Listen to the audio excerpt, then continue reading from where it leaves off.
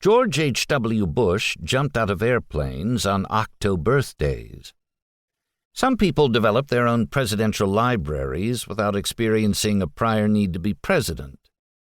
For offspring and extended families, old people write books about their horses, their houses, their dogs, and their cats, published at the kitchen table.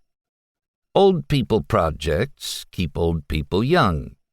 You're no longer old when you're dead. Mark Twain's Old Person Project was his autobiography, which he dictated with regularity when he was in his 70s. He had a motive that puts it in a category by itself. For the benefit of his daughters, he meant to publish it in parts, as appendices to his existing books, in order to extend the copyrights beyond their original expiration dates and his. The bits about Hannibal and his grammar school teacher, Mrs. Hoare, for example, could be tacked on to the adventures of Tom Sawyer, while untold items from his river pilot years could be appended to Life on the Mississippi. Repeatedly, he tells his reader how a project such as this one should be done, randomly, without structure, in total disregard of consistent theme or chronology.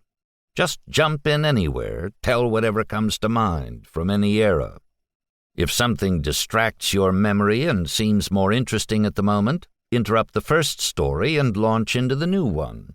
The interrupted tale can be finished later. That is what he did, and the result is about as delicious a piece of writing as you are ever going to come upon, and keep on coming upon, as it draws you in for the rest of your life. If ever there was an old man project, this one was the greatest. It is only 735,000 words long. If Mark Twain had stayed with it, he would be alive today. When I was in my prime, I planned to write about a dairy farm in Indiana with 25,000 cows. Now, taking my cue from George Bush, Thornton Wilder, and countless others who stayed hale doing old person projects, I am writing about not writing about the dairy farm with 25,000 cows.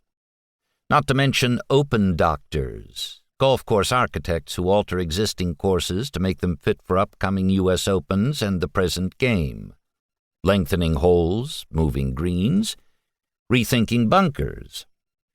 Robert Trent Jones was the first open doctor, and his son Reese is the most prominent incumbent. Fine idea for a piece, but for me, over time, a hole in zero.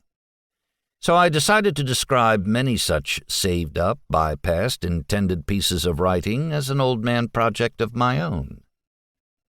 After 6 or 7 months, however, I felt a creeping dilemma, and I confided it one day on a bike ride with Joel Achenbach, author of books on science and history, a reporter for the Washington Post, and a student from my writing class in 1982. Doing such a project as this one, I whined, begets a desire to publish what you write, and publication defeats the ongoing project, the purpose of which is to keep the old writer alive by never coming to an end. Joel said, "Just call it Volume 1.